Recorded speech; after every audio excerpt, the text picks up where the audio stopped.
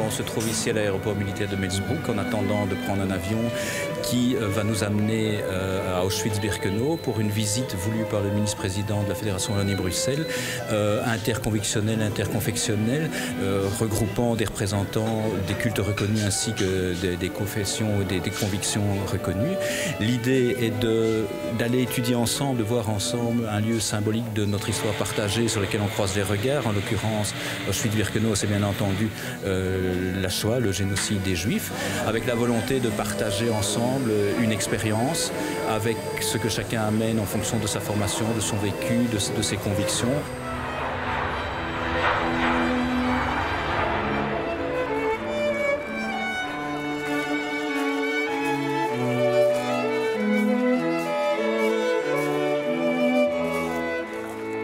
On vit dans un monde où on a l'impression que le communautarisme revient au galop. Alors, ça ne veut pas dire pour autant que les communautés sont hermétiques et peu ouvertes, mais elles s'interpénètrent finalement peu, elles se fréquentent occasionnellement.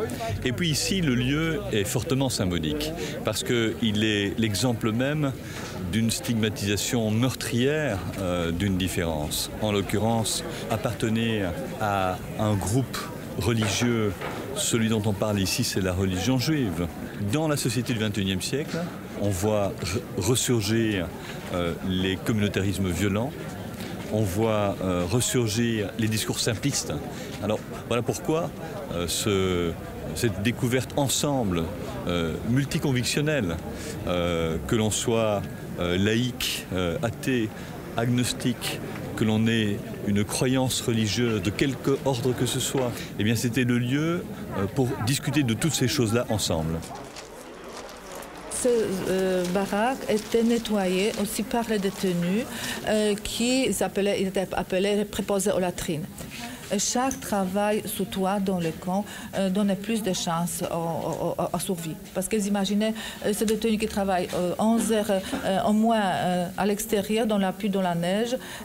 Après, ils dorment dans ces habits humides, dans ces baraques que vous avez vus, presque pas chauffés. C'est clair que leurs habits qui devaient sécher sur leur corps, alors c'est clair que ces détenus allaient mourir le plus vite. Tout le monde était condamné à la chambre à gaz. Et on pose la question aux hommes de commando qui parlaient là-bas. Je dis, écoutez, nous sommes arrivés ce matin, nous sommes séparés de nos parents. Quand est-ce qu'on va voir nos parents? Il a dit, vos parents, vous ne les verrez pas parce qu'ils n'existent plus. Qu'est-ce qui se passe? Ici, quand ils arrivent, ils vont aux autres chambres à gaz. Après la chambre à gaz, on leur coupe les cheveux, on les enlève les dents d'or, on les met sur un tapis roulant. Il y a 8 fours dans le crématoire. Il y a un tapis qui passe, on reprend la première, on prend l'autre.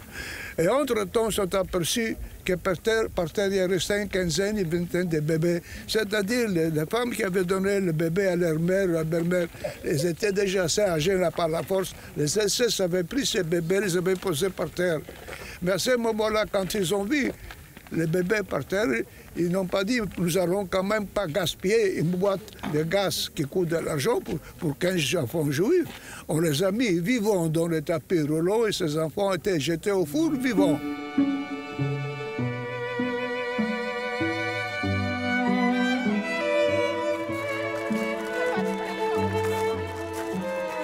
Cela permet aux personnalités de différentes religions de mieux se connaître, de mieux se rencontrer. Or aujourd'hui, le danger le plus grave, c'est ne pas connaître l'autre.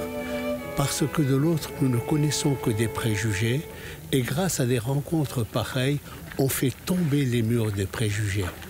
On jette des ponts entre les différentes communautés, et ceci est précieux et important aujourd'hui plus que jamais.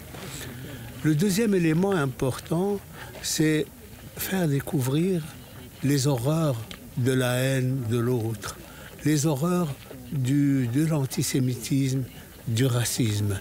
À quoi cela mène? À la mort de millions d'êtres humains dans des conditions innommables. Cultiver la mémoire permet de construire le présent et l'avenir. Et c'est la raison pour laquelle nous sommes tous ici ensemble. Il y a des gens qui ont déjà visité bien sûr Auschwitz auparavant, mais on a beaucoup qui sont là pour la première fois, qui découvrent justement ce qui s'est passé et qu'on a voulu exterminer donc une population rien que parce qu'elle est juive, rien que pour sa religion. C'est atroce. Notre société est plurielle, notre société est multiconfessionnelle et multiconvictionnelle et interculturelle. Et je pense que nous devons construire le vivre ensemble, ne pas vivre l'un à côté de l'autre dans un cadre de tolérance, je tolère l'autre, même s'il est différent de moi. Non, nous devons avoir vraiment une inclusion donc, de l'autre et travailler avec l'autre et construire la société avec l'autre. Et je pense que c'est une volonté partagée par les différentes convictions, les responsables des différentes convictions. Et ça nous encourage à continuer et ça nous donne espoir en tout cas que la société de paix est possible, la société où les gens peuvent vivre ensemble dans le respect mutuel est possible. C'est l'occasion de réfléchir sur des choses horribles qui se passent sur la planète. Évidemment, ici, nous sommes durant la Deuxième Guerre mondiale, mais tout ce qui concerne les Juifs, ça dure depuis des siècles. Et aussi, il n'y a pas que les Juifs, il y a eu les homosexuels, les tziganes, etc. Donc, ça vaut vraiment la peine de visiter ce lieu, de se laisser imprégner et par après de témoigner. Mais c'est très intéressant de parler avec des gens qui partagent d'autres convictions parce qu'on se respecte davantage.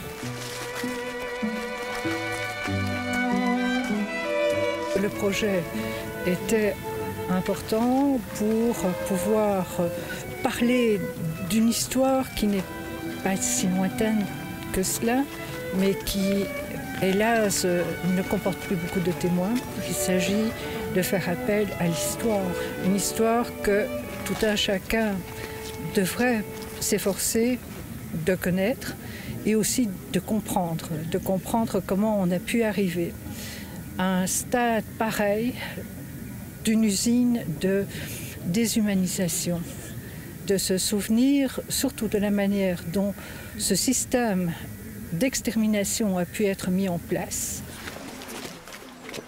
Et le fait de me trouver, j'étais à côté de jeunes du Centre d'Action Laïque, d'un musulman, d'une musulmane, d'un rabbin, de quelqu'un qui avait connu tout jeune bébé le ghetto de Hongrie et qui me dit si les Russes étaient arrivés 2 jours plus tard, sans doute que je serais mort ici. Tout ça devient terriblement concret. De saisir justement la particularité génocidaire en nous montrant exclusivement le lieu où les Juifs ont été exterminés me paraissait particulièrement intéressant, d'autant plus que nous étions différents cultes et convictions dont certains, et je pense surtout aux musulmans, qui connaissent moins bien cette histoire et cette dimension, et de le faire en se concentrant vraiment sur l'essentiel, sans entrer dans de grands discours philosophiques ou métaphoriques sur ce qui est un crime de masse, me paraissait particulièrement intéressant et pertinent. Eh bien, pour moi, c'est une expérience tout à fait singulière et c'est peut-être pas celle qu'on croit. Pour moi, ce n'est pas découvrir un lieu, mais c'est surtout un moment de rencontre. Auschwitz, ça appartient à tout le monde, hein, quel que soit d'où on vient, ce qu'on pense, ce qu'on croit, etc. Et ça, je pense que je n'ai pas connu ça avant. C'est la première fois, c'est une bonne initiative, je trouve, alors qu'on est un peu hors format. Mais donc, ce n'est pas tellement une visite, voyage d'études, mais cette commémoration, cette rencontre, c'est ça qui est important.